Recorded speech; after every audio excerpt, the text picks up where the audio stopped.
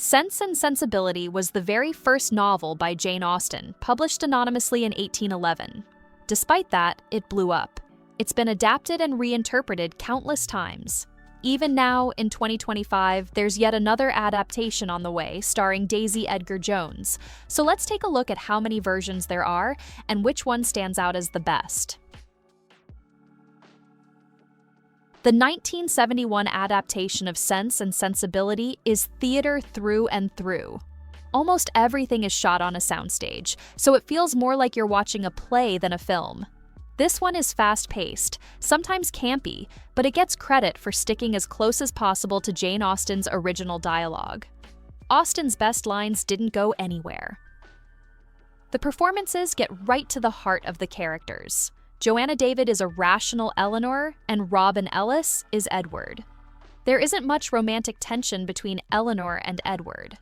Eleanor comes off as almost too warm, while Edward spends a lot of time just looking down at his shoes. When you watch their scenes, you can see the affection if you already know the story, but otherwise, it reads more like a pleasant friendship. That's a big difference from newer versions, especially the 1995 adaptation, which goes all in on the romance. Still, this 1971 BBC production is the first time Sense and Sensibility was brought to TV, and it set the stage for every version that followed. Rodney Bennett's 7-part BBC series makes some changes to the novel. For example, Margaret, the youngest Dashwood, doesn't appear at all, but it brings a sharp focus to the courtship politics of Austen's world.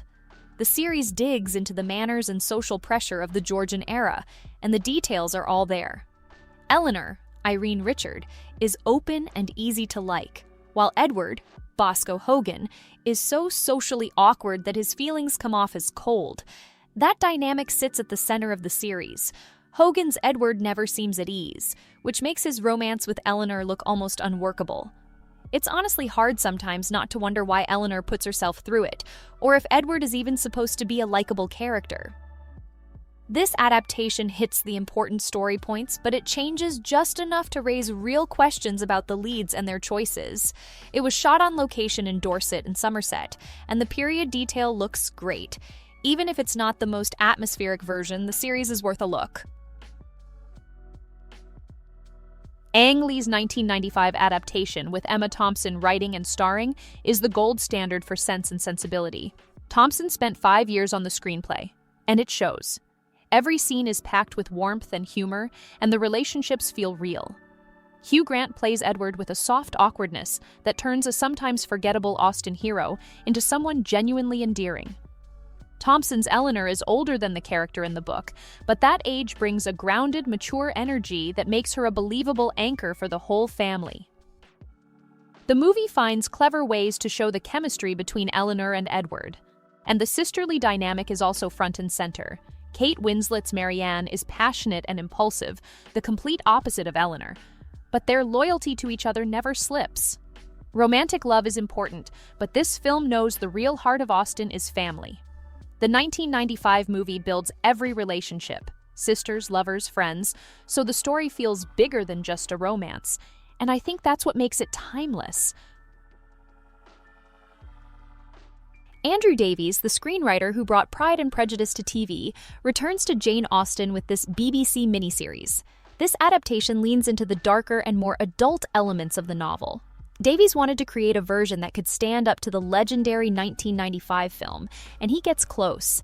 Hattie Morahan plays a believable 19-year-old Eleanor, and Charity Wakefield's Marianne is so convincingly naive that you actually feel the frustration of watching her make mistakes. What sets this version apart is its willingness to visualize scenes that other versions only hint at, like the duel between Colonel Brandon and Willoughby. In the novel, it's just a rumor. Here, it's shown on screen. The 2008 miniseries has more heat, more real conflict, and more energy between the characters. It doesn't quite have the warmth or gentle humor of the Thompson Lee movie, and the bond between the sisters feels more like rivalry than deep friendship. But if you want a Sense and Sensibility with more edge and more emotional intensity, this one delivers. So Hallmark decided to get in on the Austen game with a brand new Sense and Sensibility. This was the last of their 2024 Lovewary lineup, a month full of Jane Austen-themed films. Out of the four, this was the only one that actually adapted one of her novels. Ironically, it's the weakest of the bunch. Hallmark tried to do a straight-up adaptation of the book with a predominantly black cast, and there's nothing wrong with that in itself, but the result feels more like a homework assignment than a fresh take. Hallmark has had better luck recently with movies that add some twists to the formula, like what they did with their Pride and Prejudice update, but here they just stick to the book, and it doesn't pay off. You have to give them some credit for trying to bring a classic to a new audience. Still, the 1995 version is the gold standard, and this Hallmark remake never comes close. Some viewers online say you shouldn't even compare it to other versions, just watch it for what it is. Others are way harsher. People called it sad and bad on all levels, like a high school student's attempt at a remake. Either way, it's one of those divisive adaptations. Watch it, make your own decision. For me, it just does not do the story justice.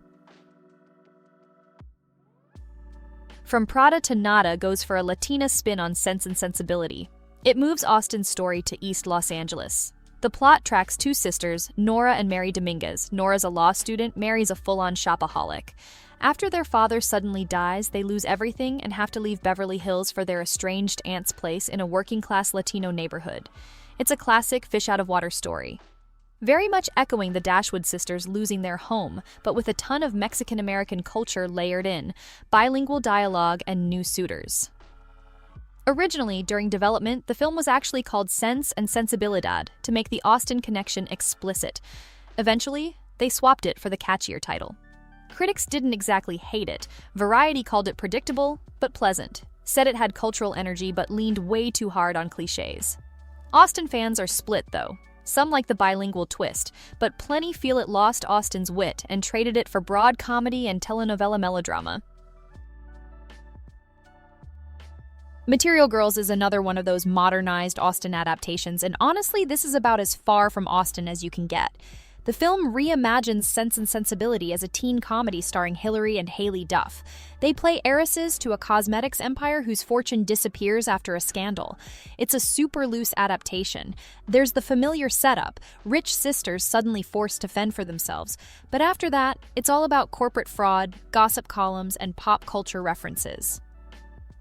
Critics destroyed this movie. Rotten Tomatoes gave it a 4%.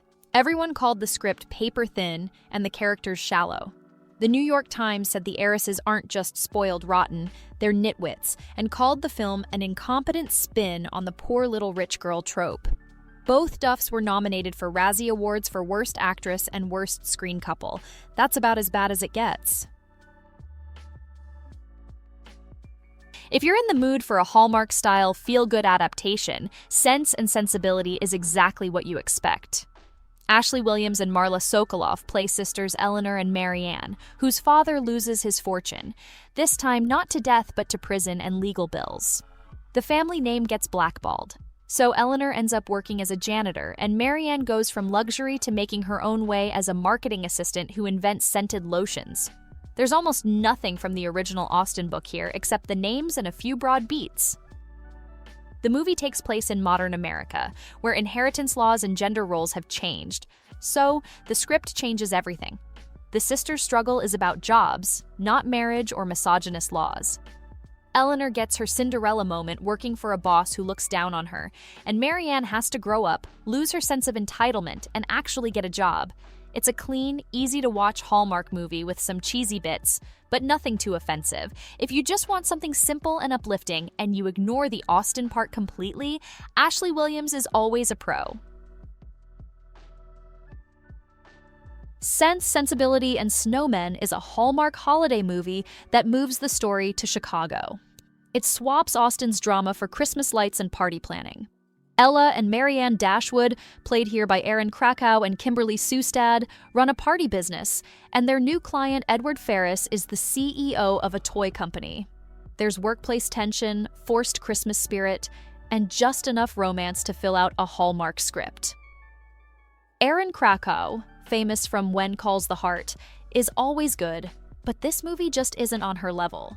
The story's too thin, even for Hallmark. The title suggests some big Austen connection, but there's barely anything from the original book. 2 great leads, not nearly enough material. It's a Christmas romance, nothing more.